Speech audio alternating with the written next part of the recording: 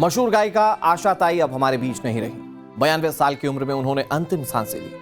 कल शाम उन्हें मुंबई के ब्रीच कैंडी अस्पताल में भर्ती कराया गया था और आज मल्टी ऑर्गन फेल होने के चलते उनका निधन हो गया। आशा ताई के निधन की खबर सुनते ही देश भर में शोक की लहर दौड़ पड़ी। राष्ट्रपति, पीएम नरेंद्र मोदी और राजनीतिक जगत की हस्तियों और फिल्म जगत से जुड़े लोगों ने आशा ताई के इस दुनिया से रुखसत होने पर उन्हें श्रद्धांजलि अर्पित की, उन्हें नमन किया, शोक प्रकट किया और उन्हें याद किया। आशा ताई एक ऐसा नाम संगीत जगत का शायद इनकी कमी कभी पूरी ना हो पाए। जिस तरह से उन्होंने अपने जीवन में संगीत के लिए साधना की, वो सभी के लिए एक मिसाल है और उसके लिए उन्हें ता उम्र जिस तरह से उन्होंने संगीत की साधना की, उसके लिए उन्हें हमेशा याद किया जाएगा। वो एक इंडिविजुअल ऐसी पर्सनालिटी थी जिसने सभी का दिल जीता, चाहे वो राजनीतिक जगत की हस्ती हो, चाहे वो बॉलीवुड की हस्तियां हों। क्योंकि उनके नाम को ताई से जोड़ दिया गया था, तो आप समझ सकते हैं कि सब उनसे कितना प्रेम करते थे। सभी उन्हें आशा ताई कहकर पुकारते थे।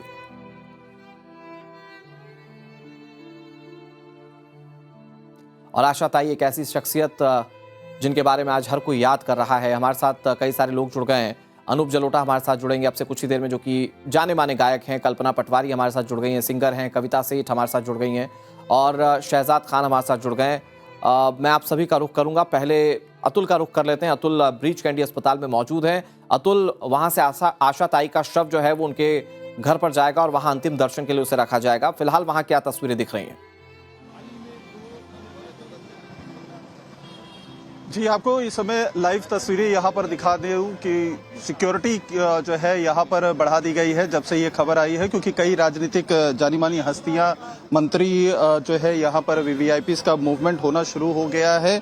एक के बाद एक लोग यहाँ पर उनके पार्थिव शरीर के दर्शन करने अस्पताल भी आ रहे हैं, उनके परिवार से भी मिलने के लिए आ रहे हैं। फिलहाल अस्पताल में उनके बेटे इस समय मौजूद हैं, उनकी पत्नी मौजूद है, उनकी जो ग्रैंडसन है, ग्रैंड डॉटर है, वो यहाँ पर मौजूद हैं और परिवार के जो बेहद करीबी हैं वही लोग अभी इस समय अस्पताल में यहाँ पर मौजूद है। बहुत लोगों को अंदर फिलहाल उनके पार्थिव शरीर के पास जाने नहीं दिया जा रहा है मेडिकल रीजंस की वजह से, क्योंकि मल्टी ऑर्गन फेलियर की वजह से उनका दुखद निधन हुआ है। लेकिन ये जो परिवार की तरफ से बताया गया है कि सोमवार के दिन सुबह उनका पार्थिव शरीर यहाँ से जो है ले जाया जाएगा और उनके घर पर जो लोअर परेल यहाँ से मुश्किल से आधे घंटे की दूरी पर है, कासा ग्रांदे, वहां पर रखा जाएगा और वहां पर जो भी अंतिम दर्शन की विधि है वो सुबह 11 बजे से लेकर दोपहर 3 बजे तक की जाएगी। ठीक है। और उसके बाद एक बार फिर से आपके जरिए ये सारी तस्वीरें अपने दर्शकों तक पहुंचाने की कोशिश करेंगे। कई सारे मेहमान हमारे साथ जुड़े हुए हैं। मैं पहले कविता सेठ जी का रुख कर लेता हूं। कविता जी,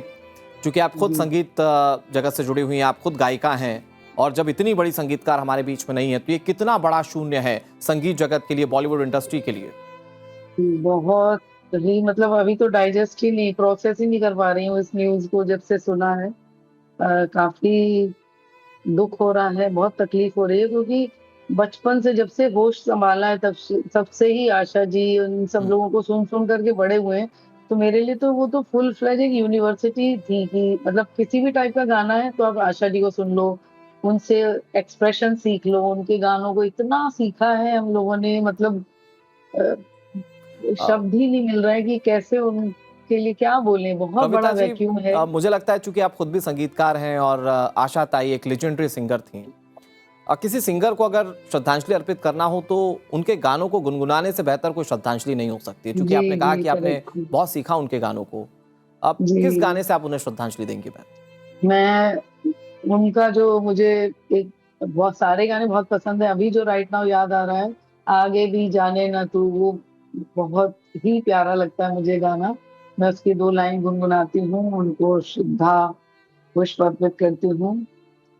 आगे भी जाने न तू, पीछे भी जाने न तू, जो भी है बस यही एक पल है, आगे भी जाने न तू। क्या मीनिंगफुल सॉन्ग आया और इतनी अदायगी उनकी कमाल थी, मतलब बहुत वही ना कह रहे हैं कि इस समय शब्द ही नहीं समझ में आ रहे हैं उनको, मैं क्या बोले। कविता जी, इतना मैं कुछ समझ सीखा सकता हूँ उनसे। इस भावना को, मैं समझ सकता हूँ। हम लोग जेन एक्स के भले ही गिने जाते हो, लेकिन शायद ही कोई ऐसा हो जो म्यूजिक से प्रेम करता हो, उसने लता ताई, आशा ताई के गाने ना सुने हो, वो उसमें डूबा ना हो, एक जो अपने सब सिचुएशन से हाँ, रिलेट ना किया हो। एक बड़ा हाँ, मुझे मैं मजेदार किस्सा याद आ रहा है। अभी 1-1.5 साल पहले की बात है, जब मतलब जो मैं उनकी जिंदा दिली देखती थी एज एन आर्टिस्ट, क्या कमाल थी वो। दुबई उनका शो था हुँ, और उन्होंने करण औजला का एक कोई गाना तौबा तौबा वो हुँ, परफॉर्म किया था स्टेज पे। हुँ, मैंने कहा हैट्स ऑफ टू हर, मतलब 90 ईयर की होने के बावजूद उस यंग बच्चे जो उनके ग्रैंडसन के बराबर के, उनको कोई परवाह ही नहीं, मतलब जो हुँ। अच्छा लगा उसको गुनगुना लिया, उसको जी लिया। तो वो एक बहुत बड़ी उनकी संगीत, मैम क्वालिटी आप थी। समझती होंगी, हाँ, संगीत के शब्द में एक टर्मिनोलॉजी यूज़ की जाती है ना, निभाना उस गाने को। हाँ, वो हाँ, निभाती हाँ। थीं। मतलब वो किसी भी गाने को बिल्कुल, गाती थी तो ऐसा लगता था कि वो किरदार के उनका लिए अपना ही हो है उनकी जाता था वो। आवाज़। हाँ, बिल्कुल। जी, जी, मैं शहज़ाद सर के पास आता हूँ, उसके बाद मैं कल्पना जी आपके पास भी आऊँगा। शहज़ाद जी, आप जी। चूँकि आप बहुत लंबे समय से इंडस्ट्री में हैं, आपने आशा ताई से कई बार मुलाकात की होगी, कई बार मिले होंगे, कई किस्से होंगे। कैसे याद कर रहे हैं आशा ताई जब हमारे बीच में नहीं रहीं, इतनी बड़ी शख्सियत जब हमें रुखसत कह चुकी हैं? बहुत बहुत शुक्रिया आपका मुझे आपके शो पे बुलाने का। और सबसे पहले मैं अपनी हार्दिक हार्टफेल्ट कंडोलेंसेस टू आशा ताई और उनके पूरे खानदान, मतलब उनके पूरे खानदान को मेरी तरफ से हार्टफेल्ट कंडोलेंसेस।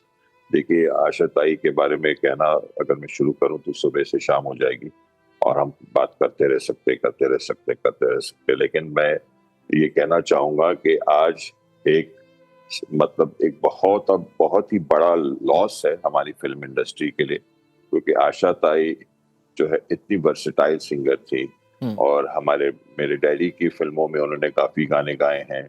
और मुझे इस वक्त वो फिल्म यादों की बारात का गाना याद आ रहा है, चुरा लिया है। मतलब चाहे रोमांटिक सॉन्ग हो, चाहे सैड सॉन्ग हो, हुँ, हर किस्म के सॉन्ग में वो जान डाल देती थी। She was so versatile. And hmm, जब उन्होंने दुबई में रेस्टोरेंट खोला था तो हमारा वहाँ जाना हुआ और इतने प्यार से अपने हाथ से वो हम लोग को उन्होंने खाना वो दिया, हुँ, कहा बेटा ये खा लो, ये टेस्ट कर लो, वो टेस्ट कर लो। तो मतलब she was full of warmth, hmm, इतनी वार्मनेस थी उनके अंदर, इतना प्यार था। मतलब वो कहते हैं ना, वो प्यार बांटते चलो, उस किस्म का नेचर था उनका। हुँ, और गाने के बारे में उनकी तारीफ करना तो ऐसे होगा जैसे हुँ, सूरज को चिराग दिखाना। जी, वर्सेटैलिटी उनकी बहुत ही ज्यादा वर्सेटाइल थी वो। एंड मेरे डैडी की काफी फिल्मों के लिए गाया। हुँ, मेरी भी कुछ फिल्में थी जिसमें उन्होंने गाना गाया, लेकिन जो जितनी भी सुपर हिट फिल्में थी वो मेरे जी, डैडी की फिल्में थी जिसमें उनके गाने बहुत बहुत हिट हुए। And really very very big loss and heartfelt condolences to all, hmm, each and everybody from Asha Tai's family and to the entire film industry, because हमने एक कोहिनूर खोया है। बिल्कुल सर। हम इस आपने इंडस्ट्री का आपने कोहिनूर खोया है। शहज़ाद जी बिल्कुल सही शब्द का इस्तेमाल किया, हमने कोहिनूर खो दिया है। लता दीदी जी, के बाद हम ये मानते थे कि आशा दीदी हैं अभी हमारे बीच, और अब जी, आज जब हम बात कर रहे हैं तो आशा दीदी भी हमें रुखसत कह चुकी हैं।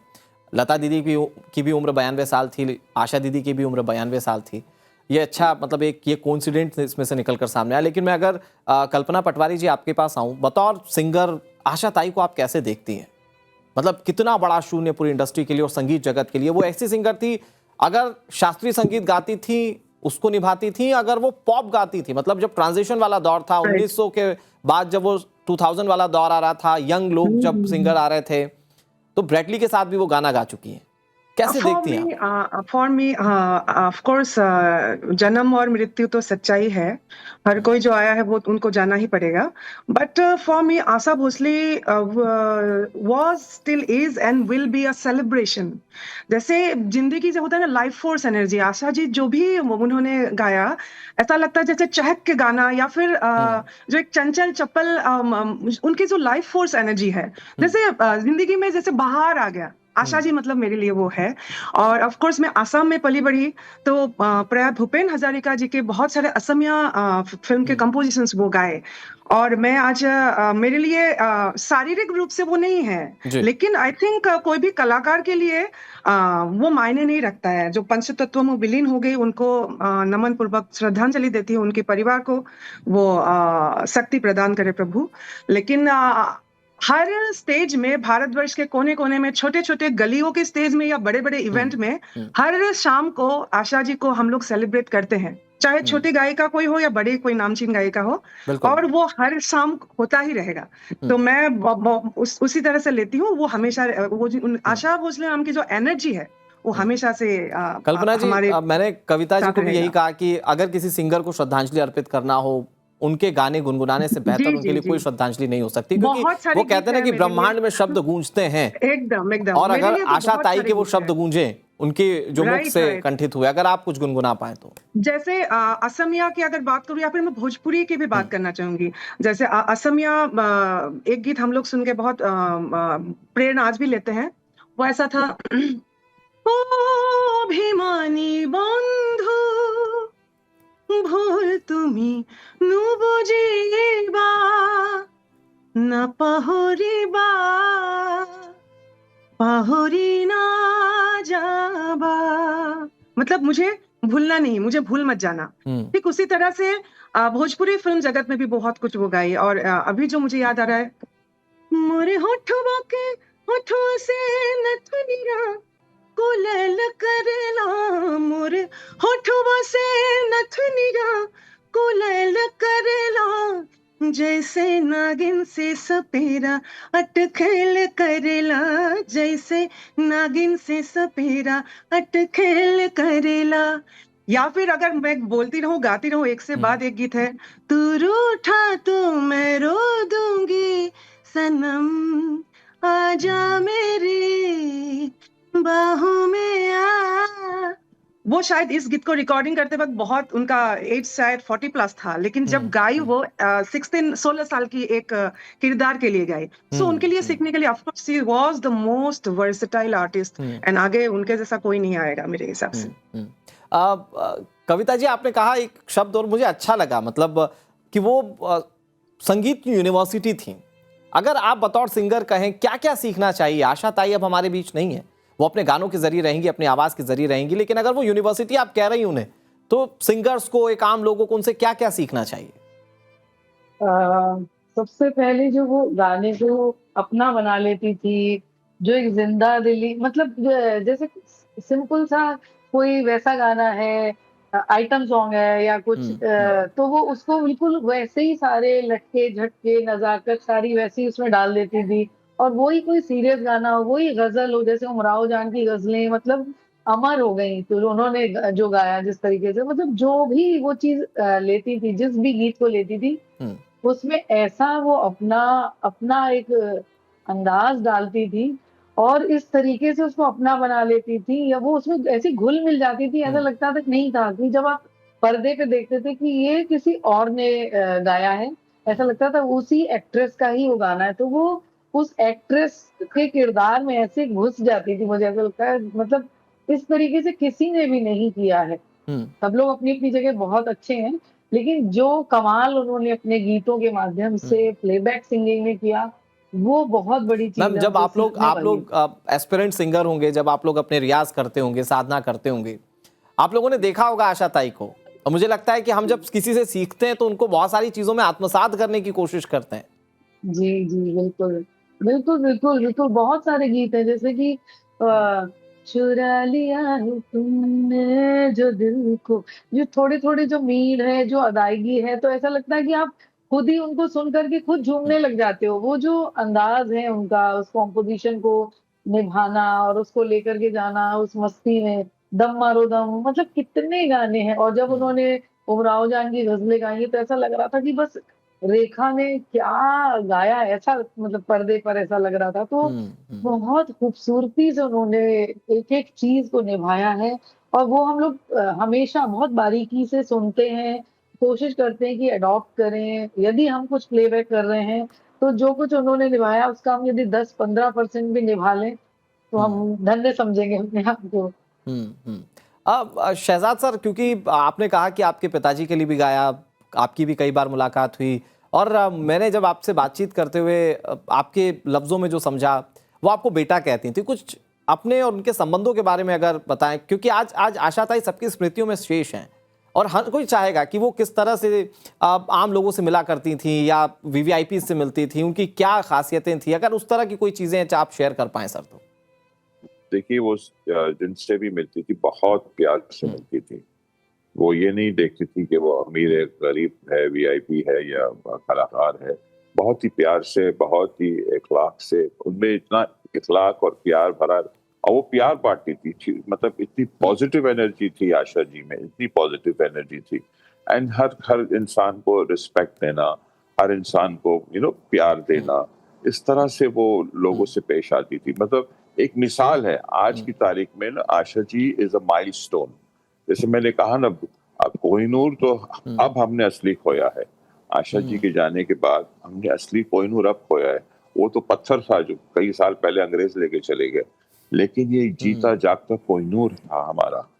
और आई थिंक दोबारा ऐसा कोहिनूर आना बहुत बहुत मुश्किल है, क्योंकि नॉट ओनली एक उनकी सिंगिंग, मतलब इतनी वर्सटैलिटी उनकी गानों में ही नहीं, बल्कि वो इंसान भी बहुत अच्छी थी। मतलब उनकी जितनी तारीफ की जाए उतनी कम। एक चीज का ख्याल रखती थी वो। क्या आपको, मतलब मैं क्या बताऊं, उनके रेस्टोरेंट में मैं गया था दुबई में, तो एक एक चीज, बेटा ये चख लो, वो चख लो, ये कर लो, ऐसा कर लो। और फिर उनके जो स्टाफ थे वहां पर, उनको भी इतने प्यार से बेटा बेटा कह के बुलाना, ये करना। शी वाज सो, मतलब बस I have no words, you can understand that. मुझे कल रात को, मैं एक इवेंट में था, वहां खबर मिली कि उनको कुछ तबीयत नासाज है, उनको एडमिट किया गया है। मैं रात भर दुआ करता रहा कि भाई कोई ऐसी खबर ना हो, लेकिन आखिर में वही हुआ जो ऊपर वाले के मंजूर होता है। हम तो सिर्फ दुआ कर सकते कि हर इंसान खुशहाल रहे, तंदुरुस्त है, सेहतमंद रहे, लेकिन God knows what is best for everyone. मैं कल्पना जी आपके पास आता हूं, क्योंकि आपकी आवाज़ का कुछ टेक्सचर भी आशा ताई से मिलता जुलता है, और आप भी जानती हैं कि इंडस्ट्री में आपके लिए इस तरह की टिप्पणियां होती हैं। एक तो सुरीली तरीके से आप कैसे उन्हें याद करेंगे, एक तो मैं आपसे ये ज़रूर दरख्वास्त करूंगा। दूसरा, जो साधना होती है संगीत के लिए, वो साधना आशा ताई ने की, क्योंकि अभी जिस तरह से चर्चाएं हो रही हैं, लोग जिस तरह से बातें कर रहे हैं, वो जब 90 क्रॉस कर चुकी थी तब भी वो अपने संगीत रियाज को नहीं छोड़ती थी। वो कॉन्सर्ट करती थी और वो 3-3 घंटे गाती थी।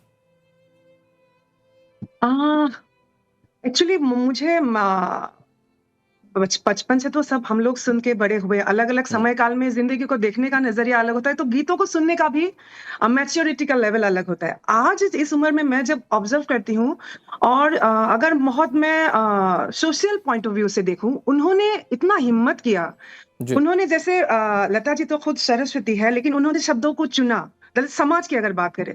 लेकिन आशा जी एक निर्भीक, एक नियम को तोड़ के जो गाने वाली एक हस्ती।